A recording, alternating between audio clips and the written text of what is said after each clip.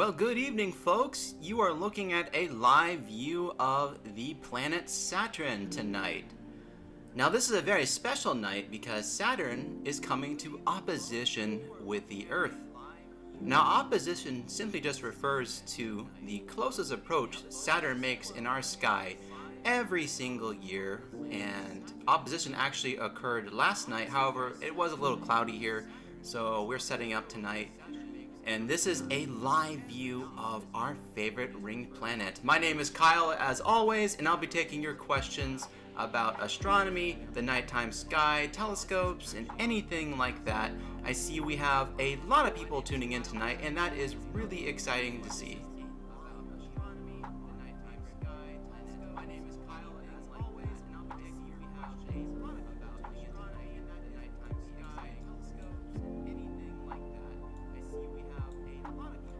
So I got a bit of an echo. Let me fix that for you.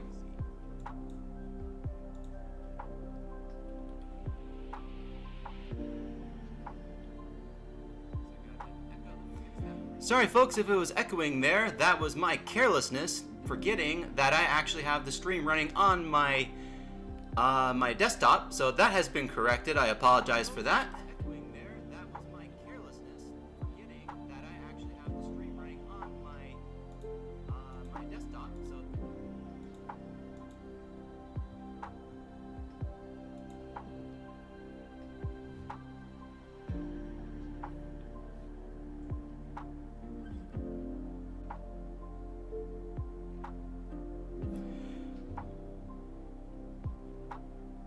So yeah, going back to what I was talking about earlier, I was just checking some details, making sure everything is working okay now.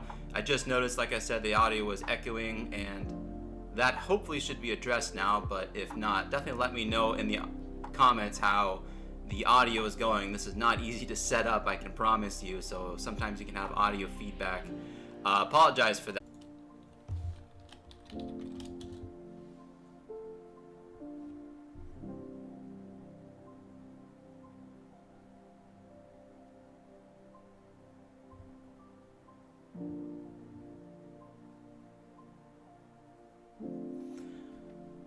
Folks, sorry about that. The stream is a little choppy tonight. My CPU is being a little overloaded, so I'm just addressing that really fast.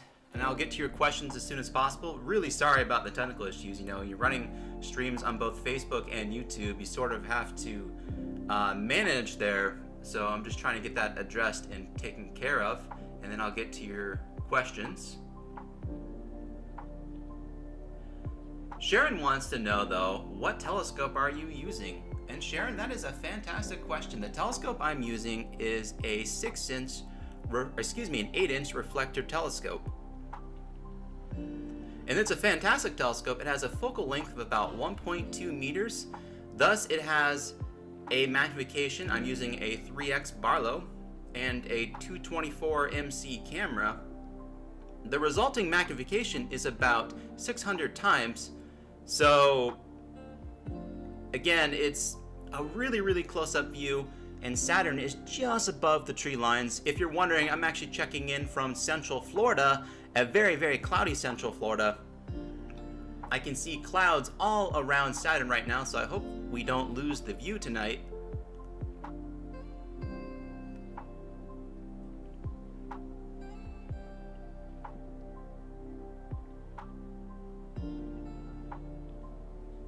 Joe says, I think your distance is off by a factor of 10. Well, I just calculated that distance a few hours ago, so if you have a correct value, please let me know, but I'm pretty sure that's accurate. That is 8 billion miles. That sounds about right to me. 9 or 8.9 astronomical units, if I'm not mistaken. Paul wants to know, why can't we see any of Saturn's satellites? Well, Paul, that is a good question, and it is because Saturn's moons are very dim. I'd have to adjust the exposure quite a bit to be able to get a decent view, and unfortunately with the clouds, if I were to try to ramp up the exposure to bring out the moons, the image would be completely just washed out. There's like a thick layer of high altitude clouds covering Saturn right now, and I'm at a long exposure as it is, so it's preventing me from being able to really adjust the exposure any more than what I'm comfortable with right here. Joseph wants to know, are you using tracking on your scope? Well, Joseph, that is a fantastic question. Yes, I am using a Celestron CGX mount to be able to track and bring you guys this live view of Saturn coming to opposition, making its closest approach that it makes every single year. Donna says, wow, Florida has better seeing than what I get here in Connecticut.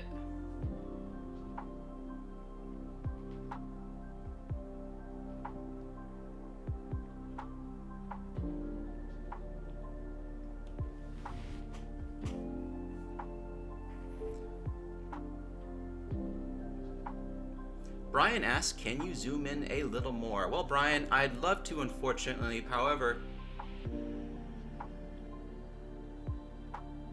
well, Joe, if you can give me a corrected figure in the chat, please let me know, and I'd be more than happy to fix that. I admit that does seem a little inaccurate. I can just pull that. So there we go, no more concern.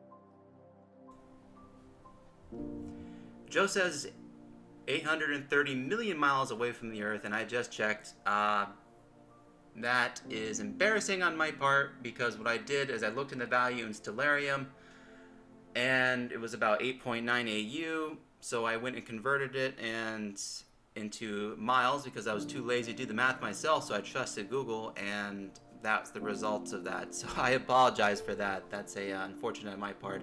So the distance to Saturn currently is 886 million miles away from the Earth. So I apologize for my ignorance and my error. However, I hope that does not detract from your view of Saturn tonight. That is just a gross error on my part. So I've just removed that. Should have known better. You know what's funny is I actually have a degree in physics.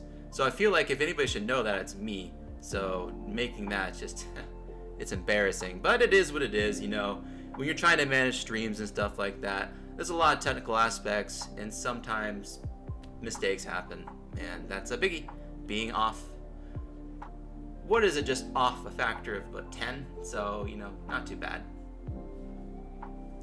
But yeah, folks, if you're just tuning in, you're looking at a live view of the planet Saturn tonight. It is really exciting to be able to see the planet Saturn in its full glory tonight. And if you're watching in the chat, one thing I love to do during these live streams is to check where you guys are all viewing from. I am looking at this from Florida right now, but I would love to know in the comments where you're watching these views of Saturn before, and if you also could let me know, have you ever seen Saturn through a telescope before? And if you have, let us know in the comments your experience seeing Saturn. I can tell you firsthand, when I was a little kid, I looked up in Saturn through a little telescope my mom bought me, and I begged my mom to get this telescope. I was around 10 or 11 years old, and I remember pointing at this random star, and I was like, whoa, dude, I was telling this to my friend, I was like, dude, that star has rings to it. I think I just found Saturn. And that was so incredible. So share with me in your comments your experience seeing Saturn. I can tell you it was the thing that inspired me the most about astronomy in the nighttime sky.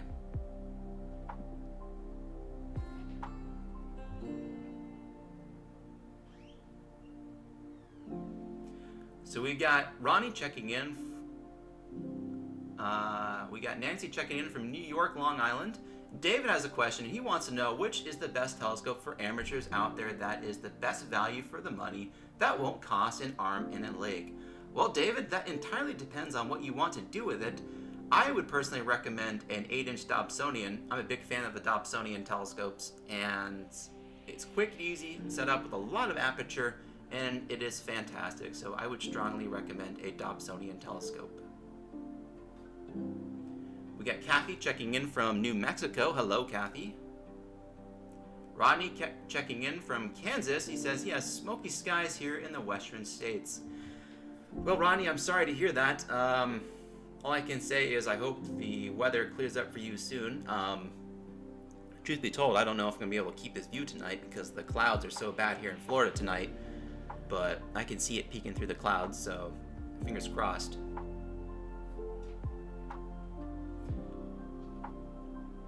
Hizai, apologize if I mispronounced your name, says, I have seen Saturn through an astroscan, a 3-inch reflector, a 6-inch reflector, saw the rings, but this is much better. Well, thank you for sharing that story. We have Jeanette checking in from Iowa. It's still too light to watch here. There's a little bit of light out here tonight. I actually left my mount set up overnight, so it was just a simple matter of setting up my telescope, power supply, and then turning on the last alignment, and then the telescope slewed right to it. So my setup time was less than a couple of minutes, fortunately. Would not recommend doing that without an observatory, which I did not have, especially in Florida. I had it covered up, but, you know, bit of a tangent story there. Ronnie says they're breaking out our 8-inch Meade tonight in Arizona. Well, Ronnie, I hope you get some clear views. Paul checking in from New Jersey. Saw Saturn a few times with the small Celestron C70. That is a fantastic telescope. We have Brian saying Saturn is one of my favorite objects to share. People often think the view is fake. It's hard to believe that a telescope, any telescope here on Earth, can get this type of view of Saturn, but this is a very modest telescope in my opinion. It's just an 8-inch reflector.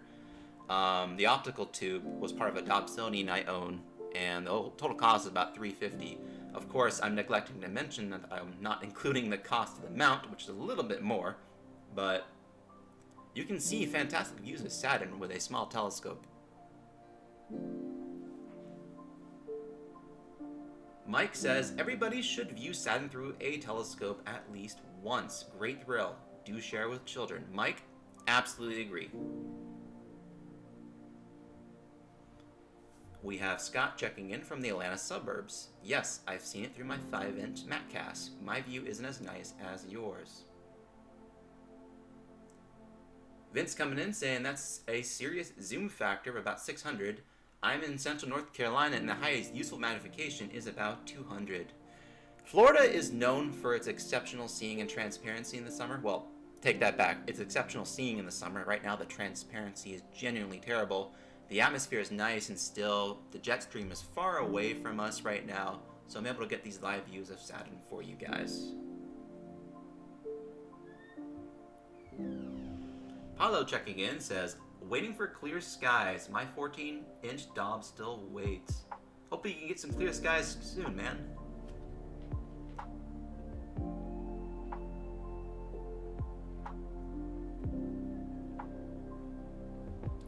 Alan checking in from Sarasota, Florida. Saturn M42 in a small reflector. First time was decades ago, was inspirational.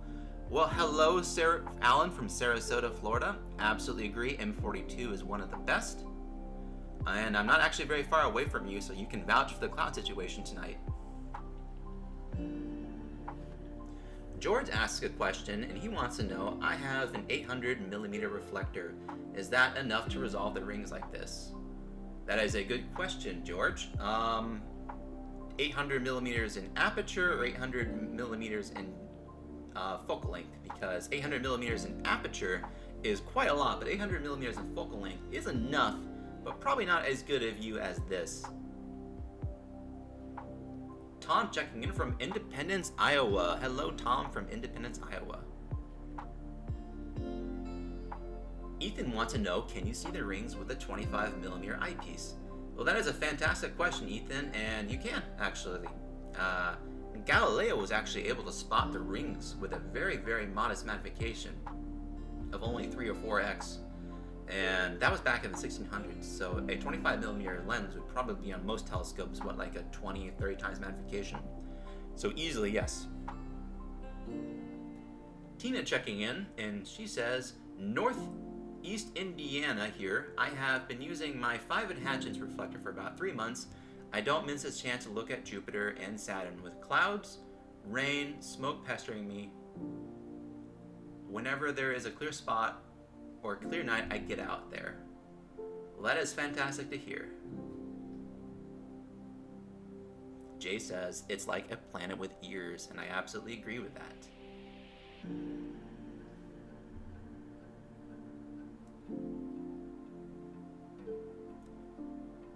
George saying he was talking about focal length. Yeah, so 800 millimeters in focal length is a decent... You'll see the rings, but you won't be able to see them with... I want to clarify something here really quickly.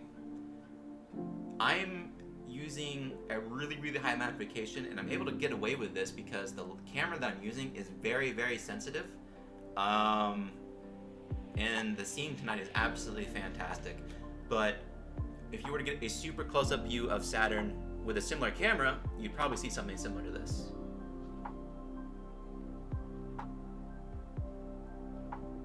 Thomas says, I have an older Meade LX200 10-inch. The view of Saturn is very similar to your beautiful shot here. Well, thank you so much. The 10-inch Meade's probably an absolute killer on planets, I would imagine.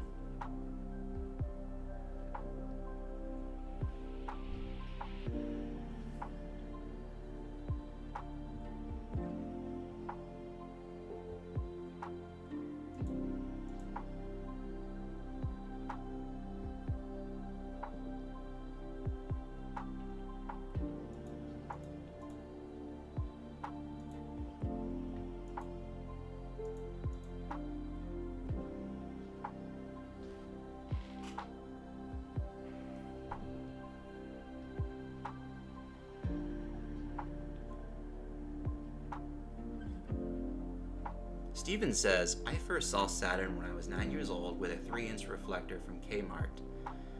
Again, you really can see a lot with a surprising little telescope. Even from a Kmart or a Walmart telescope, they will show you the rings of Saturn. It doesn't take much. Folks, I see we have 90 people tuning in now. This is fantastic. It's so exciting to see every single one of you here enjoying these live views of Saturn through my 8-inch telescope. Again, Saturn is coming to opposition with the Earth. That doesn't mean anybody's opposing Saturn or anything like that. No, no, no, no. So what's happening tonight is Saturn is exactly 180 degrees away from the sun from our perspective. So when the sun sets, Saturn rises, and as a result of that, Saturn's at its best and its brightest, as well as at its closest approach.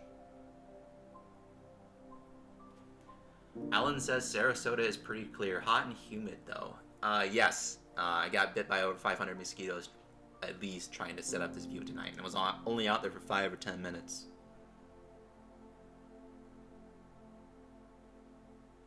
Justin wants to know, what kind of telescope do we need to get a good look at Saturn from Dallas, Texas?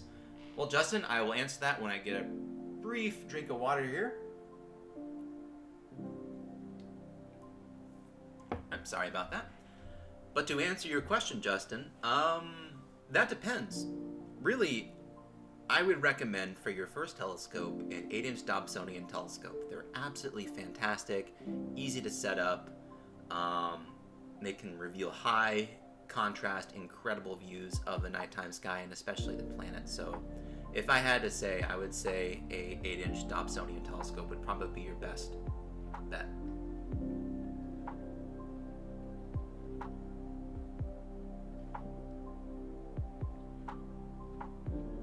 And again, I would show you guys the moon tonight, but it's just that high transparency problem is really awful tonight, and I can barely see Saturn right now, so I'm having to just hope the exposure stays good. It's good right now. There's not any clouds around, but there's just like this high haze of clouds that any astronomer knows what I'm talking about. If you were to up the exposure even a little bit, it just gets all washed out, and it's not a good look. So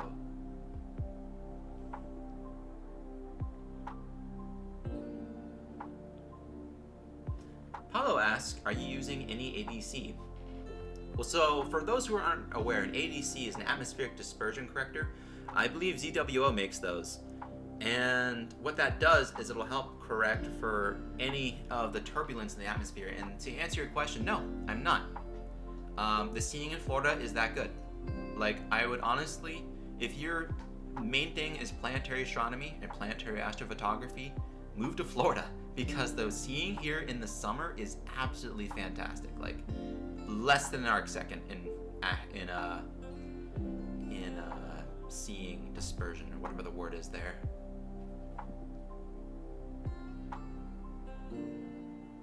Ethan asked, does Saturn have any moons? I forget. Saturn has 7 main moons, and I forget how many minor moons, but I think on the order of like 60. It's a lot. 82 of them, if I'm not mistaken. Jay asks, is the wobble because of the atmosphere? Jay, that is a really good question. The answer is yes. So I've been talking about a little bit about seeing and transparency tonight, and seeing is the main factor in what's causing the shaking and the wobbling that you see. Now, the Earth's atmosphere isn't still. Although we look up into it, we can't see those molecules all floating around and stuff like that. However, if you were to really magnify on a planet like you see, those tiny movements in the Earth's atmosphere become more apparent. Now, those movements aren't tiny at all. It's just to us they appear tiny. So the atmosphere is fluid, and it's moving with respect to time, and with the disturbances or anything like that will cause the view to shake and wobble, and as a result you see the sort of wobbling that you see in the image. So to answer your question directly, yes, the wobble is because of the atmosphere.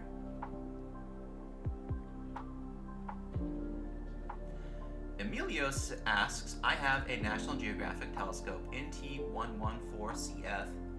Do you think that I can see Saturn with that telescope from Brownsville, Texas? To answer your question, yes. You also could probably see SpaceX's Starship, from what I'm gathering, is also out there in Brownsville, Texas, which I'm really jealous about.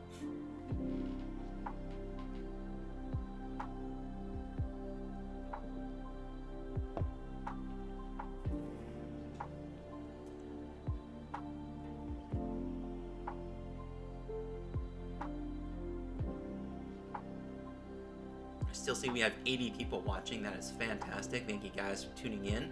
It's so great to talk to each and every one of you. And if you like this content, if you like what we're producing, please like our page. Please share the video with your friends and your families. It really means a lot to us when we can share these incredible views of the nighttime sky with you guys. So if you haven't, hit the like button, hit subscribe, you know, all that stuff. And spread the word about this incredible event occurring in the nighttime sky, because Saturn is my favorite planet in the solar system. Take that back, second favorite planet. Mars is my favorite. Saturn is my second favorite, but it's a very close second favorite. So please share it with your friends and your family. Just help get the word out, get people excited about astronomy in the nighttime sky. I know there's not a lot to be excited about these days, but you know, seeing astronomy in the nighttime sky and learning about it is amazing. So thank you guys.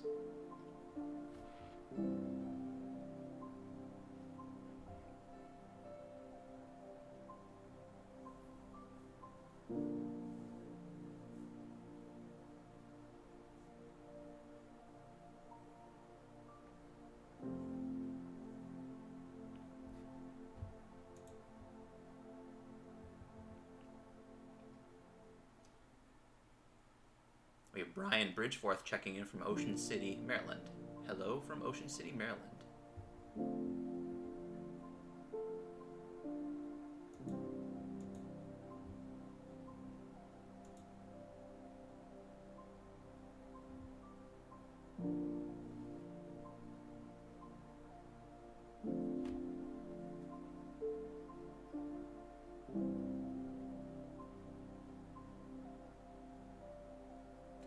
Jay asks, so would you say this is the correct angle for the rings?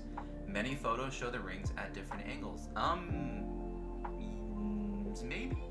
Not really, no, because that just sort of depends on the rotation of my camera.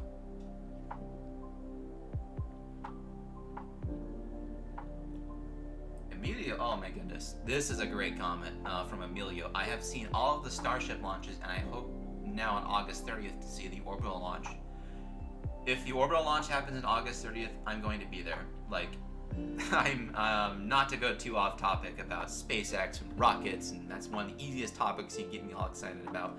But I've been watching what SpaceX has been doing down in Brownsville, Texas, and I'm going to make it a point sometime soon to go out there to Texas and see what's up, because that's so cool. I live here in Florida, so I get an opportunity to see many of the rocket launches from Kennedy Space Center. So, you know, just add one more to the books.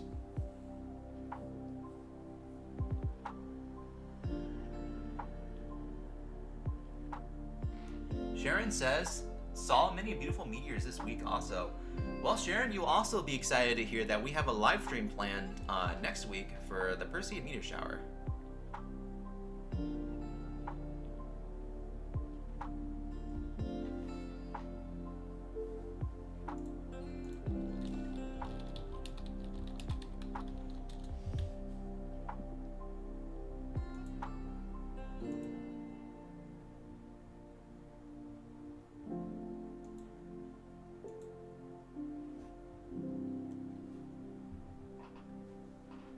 Tom with a very heartwarming message, and I appreciate it so much. Chemistry teacher, college professor here. Your display makes me feel like a kid again. Thank you.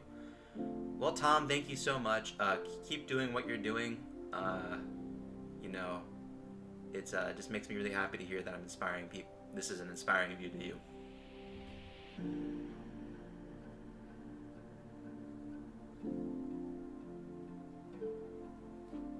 And again, folks, if you're just tuning in, my name is Kyle, and you're looking at a live view of the planet Saturn tonight. We have about 70 people watching tonight, so that's absolutely fantastic. The more the merrier, I say. Saturn is making its closest approach to the Earth that it makes every single year. And it's really cool to be able to see the planet Saturn tonight the way it is. This is a live view through my telescope. I'm using an 8-inch reflector telescope with a 3x Barlow and a 224 MC ZWO camera. So with that ZWO camera, I am using a program called Fire Capture to be able to capture this view of Saturn. And I'm impressed so far. The tracking has been so rock solid. I've been worried that the Saturn would drift out of the field of view, but so far it's been pretty good.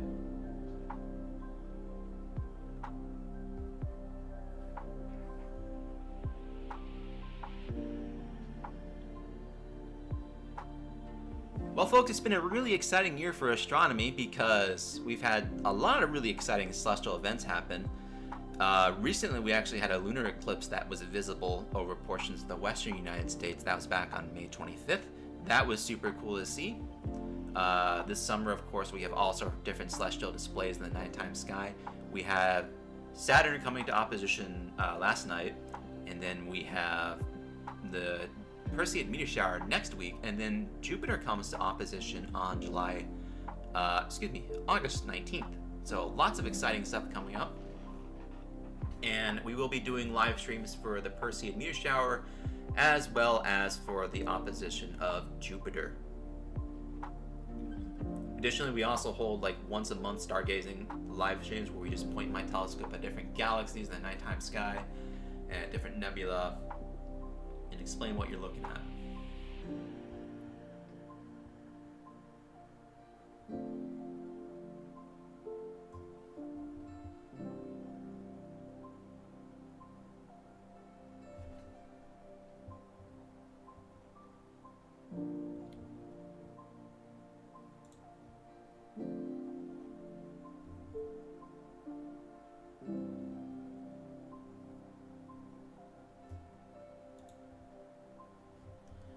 Hey folks, so what I'm going to do now is I'm going to switch over to a program called Stellarium. Don't worry, I'm still going to keep a view of Saturn up on the corner. That is a live view of Saturn that you're looking at there.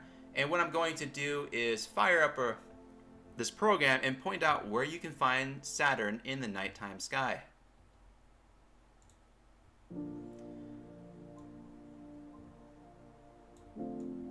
So you're looking at a view. This is the northern horizon, this is the northwestern horizon, the western horizon, and the south and southeastern horizon. Now you can see this band of cloud going across the sky, and that is the Milky Way galaxy. Adjacent to the Milky Way galaxy, we can see the star Antares here. That is the part of the constellation of Scorpius. Zooming out, we can see the core of the Milky Way galaxy, as well as the constellation of Sagittarius the Archer. We can bring out the constellation lines here, and you are looking at a view directly south. So you see all these stars, and you're wondering, well, where the heck's Saturn? And that is a fantastic question. Saturn is not far away from the constellation of Sagittarius. It is off to the southeast in the constellation of Capricorn, excuse me. So that's how you can spot Saturn in the nighttime sky. It is off to the southeast just after sunset, rising in the east, and it is nice and bright and beautiful. We can also see that Jupiter is out right now too. Jupiter coming to opposition on August 19th in the constellation of Aquarius. So that's how you can spot Saturn in the nighttime sky. However, there are tons of different nebulas in the sky that we can see this time of year. My favorite being the Lagoon Nebula in the constellation of Sagittarius. So that is a beautiful one that you can see, that any amateur astronomer with a decent telescope can see, even in a light polluted sky.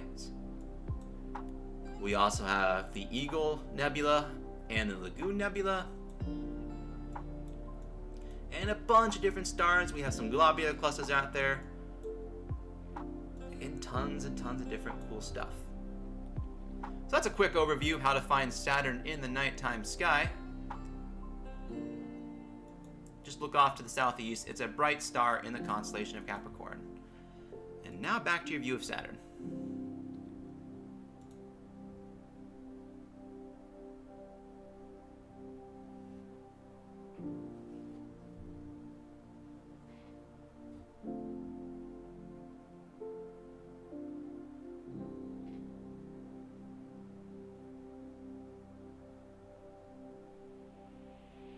Tina says it's a summer. The summer is a treasure trove. And I absolutely agree.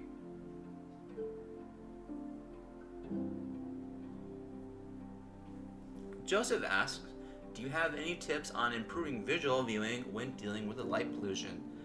Well, Joseph, not to be too frank, but your best bet is to get away from light pollution.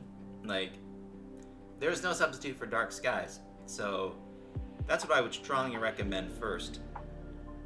But if you can't get away from the light pollution, some sort of filter would help a little bit. Now it depends. If you're just doing viewing in visual astronomy, not many filters are going to help that much. Maybe a ultra high contrast filter or something like that might help a little bit. But visual astronomy is so dependent on light pollution. Like, these are faint objects, and the human eye can only collect so much light at a single time. So it is very difficult to be able to get good views with even a super large telescope, at least when compared to astrophotography. So my only suggestion, Joseph, if you really want to get a beautiful view of something, you need to get away from light pollution. And however, the planets in the moon, despite contrary to popular opinion, is totally visible in light polluted skies. They appear as bright as any of the stars, if not brighter, and a telescope will not be inhibited by the light pollution when viewing this planet. So this is what you'll see basically through an eyepiece. Rodney asks, are the colors accurate? The colors are not totally accurate, no.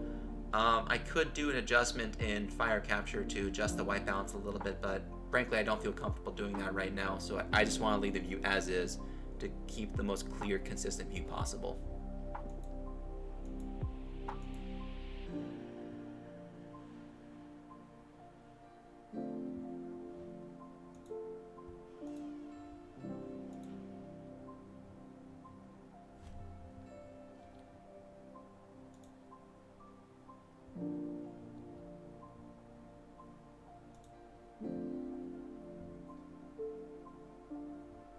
Justin says, high contrast filter just made everything dark. Yeah, unfortunate, but that's the most I can suggest. There's just no substitute for dark skies.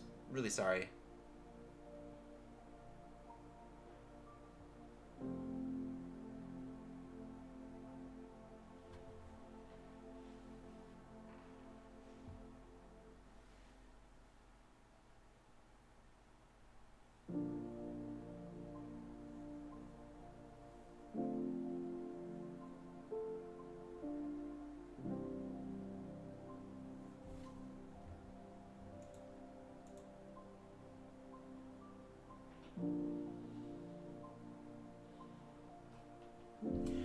Jan asks, Saturn is still low on the sky, waiting for it to rise above the tree line.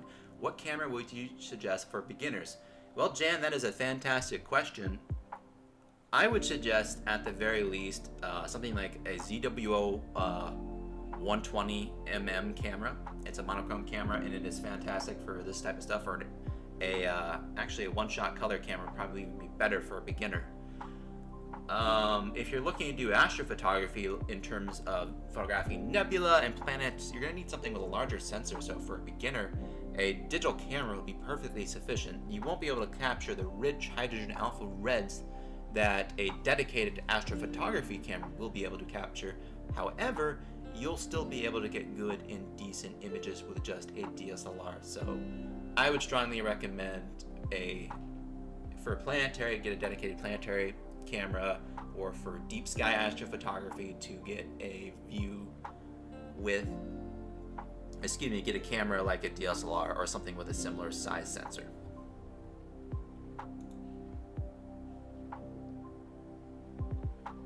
Emilio says, returning to the topic of Starship, I recommend you see it from South Padre Island. It is the closest that you can see.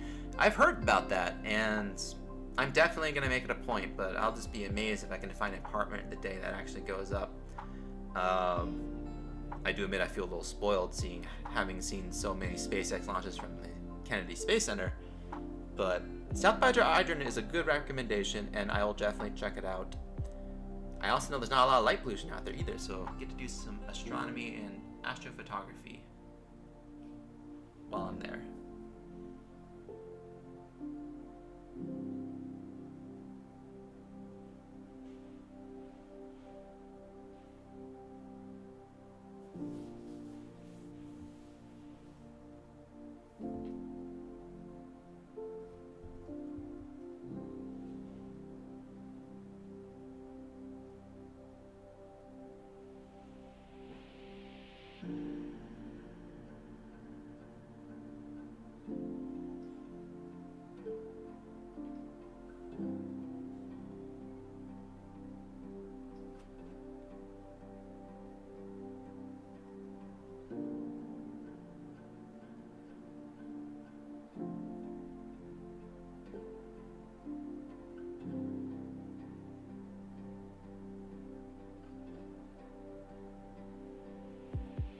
George asks, I also use a DSLR for imaging.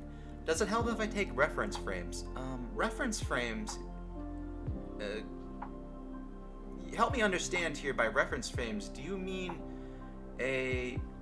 like a calibration frame, like a dark frame, like a flat frame, or a reference frame as, I'm not sure what you mean by reference frame there, so I'm not exactly sure how to answer your question, but DSLR is a fantastic choice for beginner astrophotography. Dark frame, okay, yes.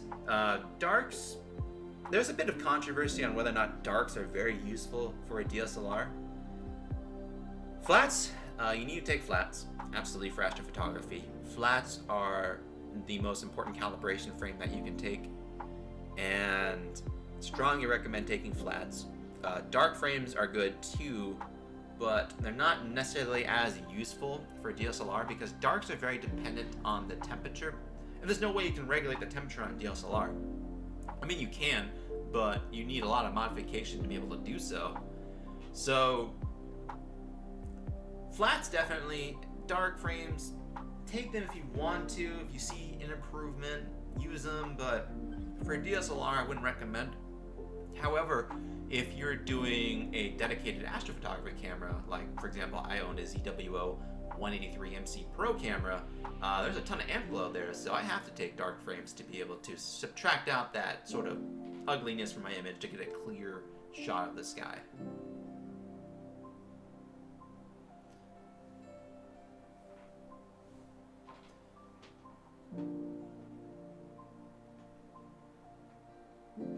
And again, folks, if you're tuning in, you're looking at a live view of Saturn, please like that.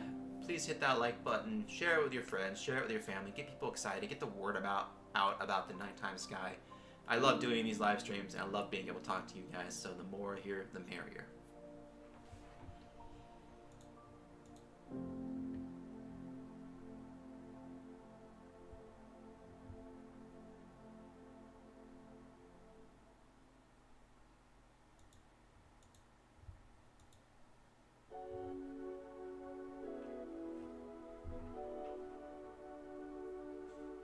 David says, thanks so much for hosting this, Kyle. Well, thank you, David, for tuning in. I hope you've enjoyed these views of Saturn. By far the most beautiful planet in the solar system. My favorite is Mars, like I said. So if you're tuning in, let us know in the comments, what's your favorite planet in the solar system and why is it Mars? I'm just kidding. What is your favorite planet in the solar system? Let me know in the comments. I'd love to read them out and hear your reason for why so-and-so planet is your favorite.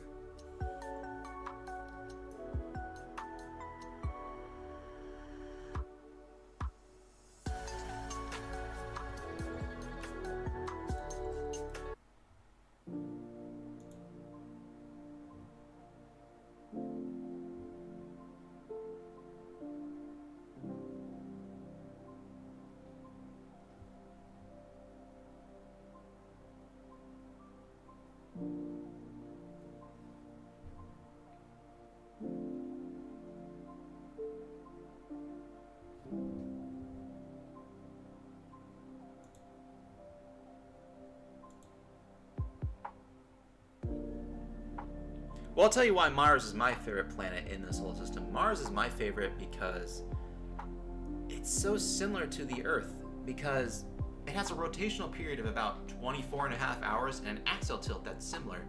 All signs point in the past that Mars was once an Earth-like world. Now, we don't exactly understand what happened to Mars. We know that Mars doesn't have a magnetic field.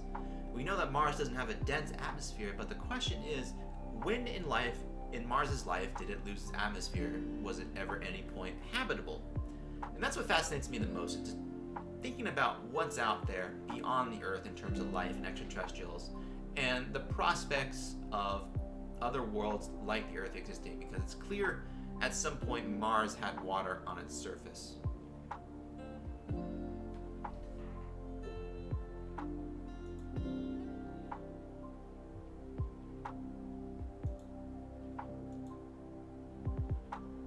Scott says Saturn is his favorite for me because the rings just look so cool. Do you need a better reason though? The rings are beautiful.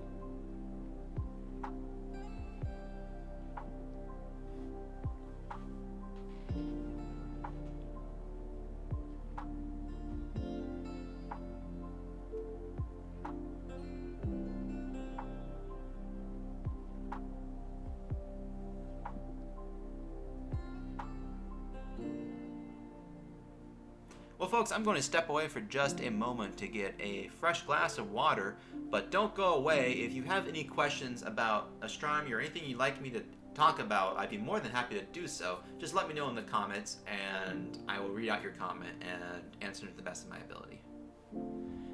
But be right back.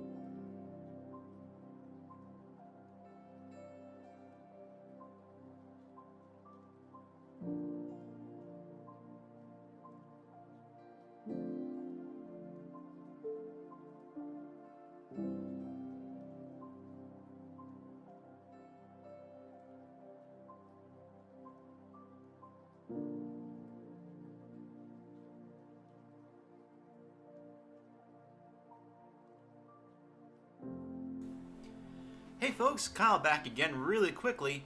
So I want to point out really quick some detail that you can see on Saturn here, what exactly you're looking at. So obviously we have Saturn appearing bright in the image, but if you look closely you can see that there's a black gap in the rings of Saturn, and that's actually called the Cassini division.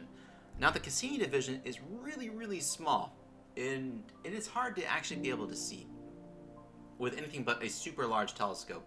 But it is a very prominent gap in the ring.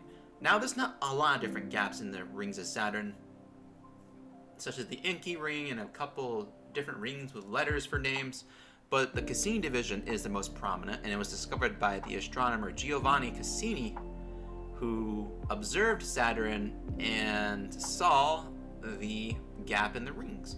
And if you look closely, you can also see some storms on the disk of Saturn itself, looking very beautiful and very majestic.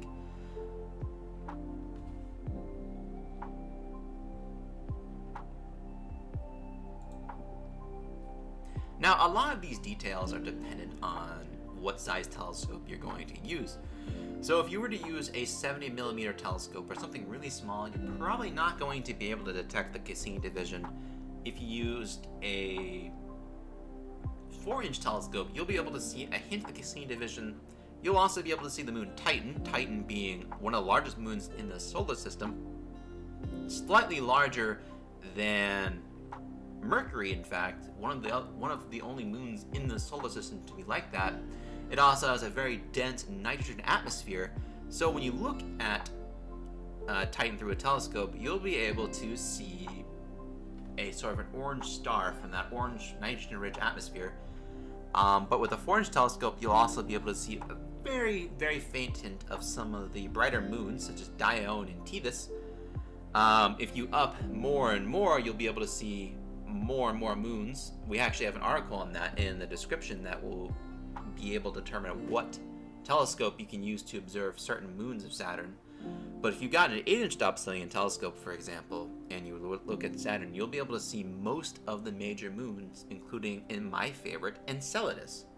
Enceladus is really cool because it's a super tiny moon, super close to Saturn, and because of that, the internal forces as a result of orbiting so close to Jupiter, called tidal heating, actually heats up the moon, and the moon actually has a really dense sort of layer of ice, and under that ice there may be water. In fact, we know for a fact there's water based on plumes that has been observed by the now deceased Cassini telescope. May it rest in peace, one of my favorites.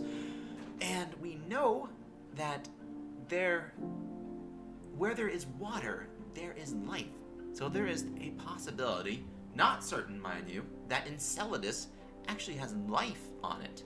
So no promises, no certainties, no guarantee, but we need more NASA funding to be able to go out there and check it out. I hope the day comes that we can have a probe land on Enceladus and go underneath all that ice and be able to look at the beautiful oceans that must be under those ice.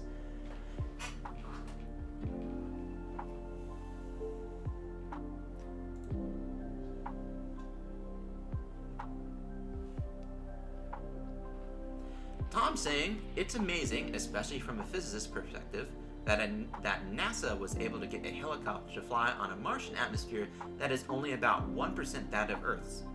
Not only that, the fact they were able to control a helicopter at all from all the way on Earth blows my mind. That is super cool. What Tom's talking about is NASA's Ingenuity helicopter that was launched with the Perseverance rover to Mars back in 2020, and it landed on Mars in February 2021. Ingenuity's been doing a bunch of tests, sequential sort of hops, getting higher and higher in altitude, testing things out, seeing if the helicopter is stable, and it turns out it is, and it's been able to get beautiful pictures of the Perseverance rover sitting on the surface of Mars. Mike says Jupiter is cool too. Just watching it over several hours, you can clearly see it's a rotation. Galilean moons are a bonus too. Absolutely agree. We have a live stream scheduled for August 19th of Jupiter, and I'm hoping to be able to see those beautiful moons too.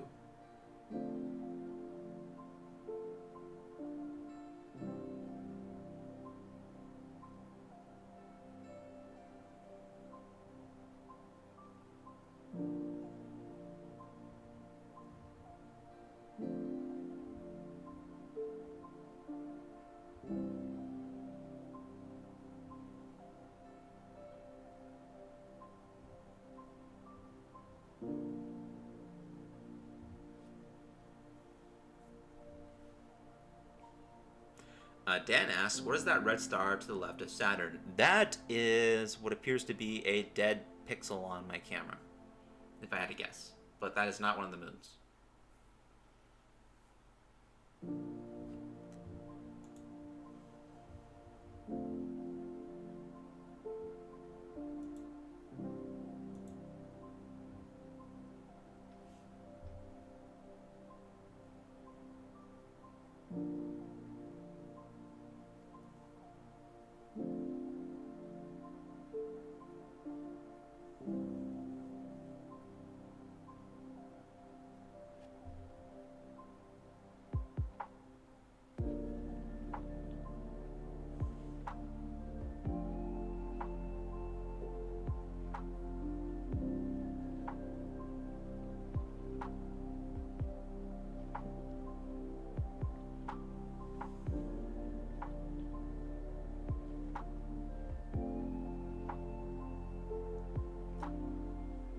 Hopefully next time when we do a live stream of Jupiter, we'll be able to see some of those moons. Again, I apologize for not being able to show the moons tonight. You really need to adjust the exposure a little bit to be able to detect those moons, and I simply just can't do that with the amount of haze in the atmosphere tonight. I tried earlier and the image just got completely washed out. So on our live stream on the 19th, we'll be live streaming Jupiter, and you will clearly be able to see the moons.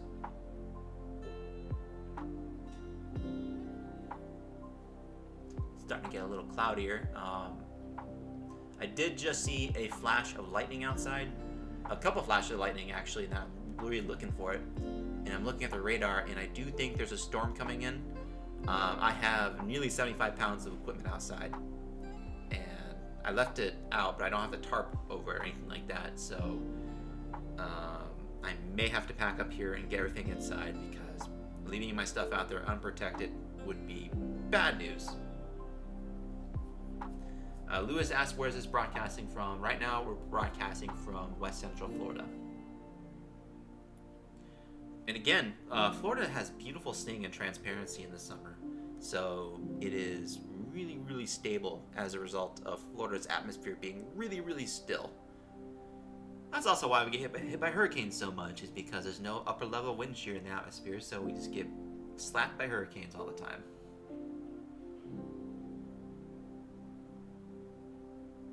Lysandra says, how awesome. Well, thank you, Lysandra, for checking in.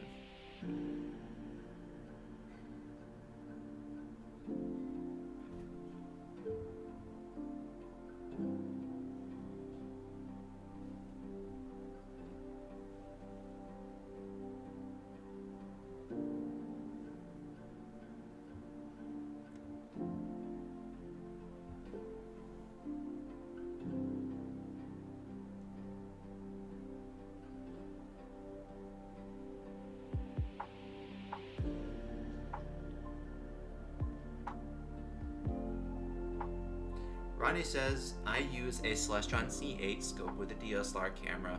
How can I use a Barlow lens or a magnifier? I also use an f6.3 reducer. Well, your best bet would be to remove the f6.3 reducer and then put a 1 1/4 visual back in and then a 3x Barlow, and that should be more than sufficient to be able to use it with a DSLR. Steve checking in from Leaking Light Observatory in Waverly, West Virginia. Jay says there's great planetariums in Florida too. Fun fact, Jay, as would not surprise you probably, I used to work for a planetarium at one point, but not in Florida, up in Illinois. Up in Peoria, Illinois, actually.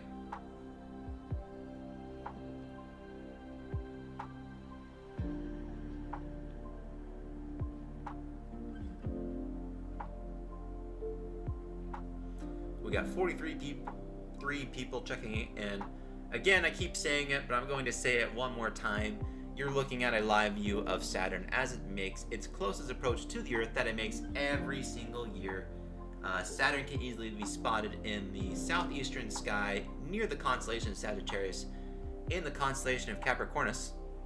And it is really bright right now. If you have a telescope, go outside, and if you have a clear night, get away from my live stream, go outside and actually look at Saturn even if you haven't picked up the telescope in months or years, because Saturn is the most inspirational thing you can see through a telescope. So if you have the time and you have the means, go outside and take a look at Saturn rising in the southeastern horizon right now over the United States.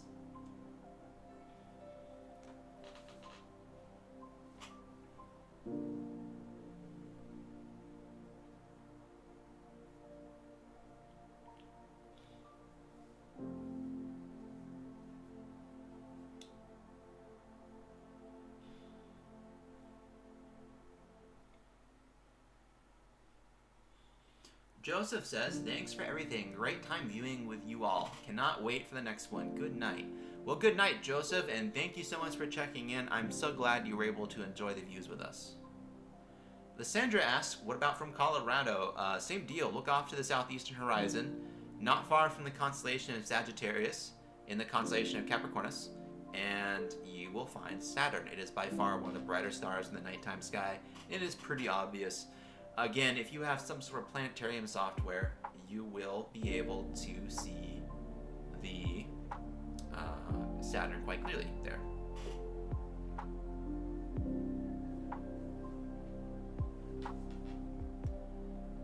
I am definitely getting nervous about that thunderstorm. Florida, you know, there's always trade-offs with everything. Florida's no different. Living in Florida, although has great seeing and transparency, terrible thunderstorms, like horrible, like 2 inches of rain in 30 minutes thunderstorms. So I'm worried and looking at the radar, and this storm is coming for me. I think I get it. I think I have maybe 30 minutes or so. So I'm gonna keep live streaming for a few more minutes, and then I'm just gonna rush everything inside. So fingers crossed. I'll keep the stream going for another 5-10 minutes probably. We haven't had a clear night. Like, this is the first decently clear night in quite a while. We had a clear night the other night, actually. But outside of that, we weren't able to get any really decent clear weather for nearly 2 months.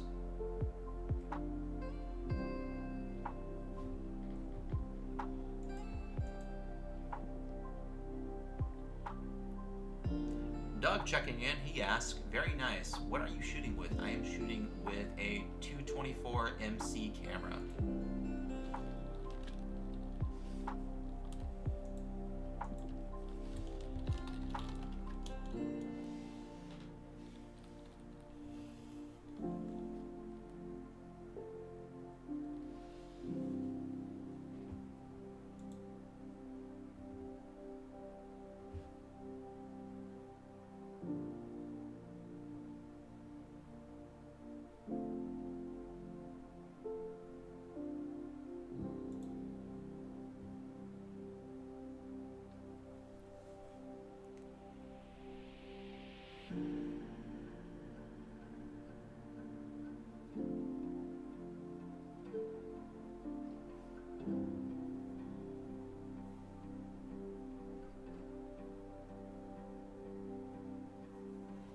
And again, I have some more time, probably for the next 5-10 minutes here. If you haven't, comment in the chat where you're watching this from if you have not already. I love seeing where you guys are coming from.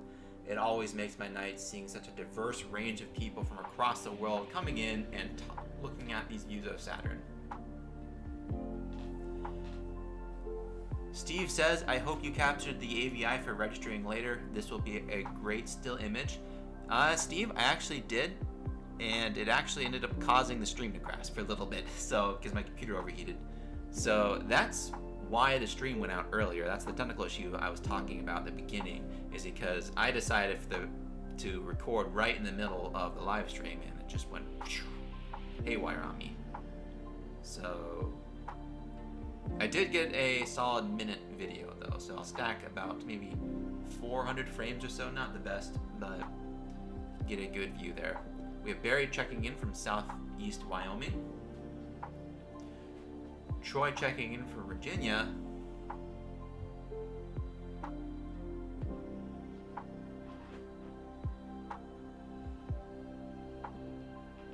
Jay checking in from New Jersey. Good night from Crete, Illinois. That is Sharon. Michelle saying, checking in from Albuquerque, New Mexico. So great to see you here.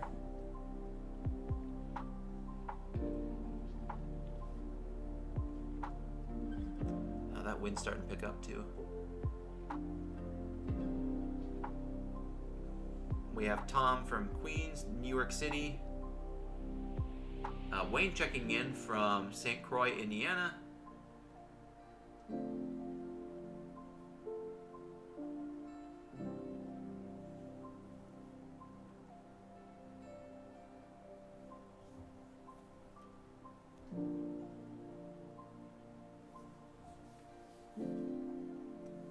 Alright folks, yeah, I'm definitely going to go ahead and start wrapping up the stream. The weather is starting to get, I can see some nasty storms rolling in from the south.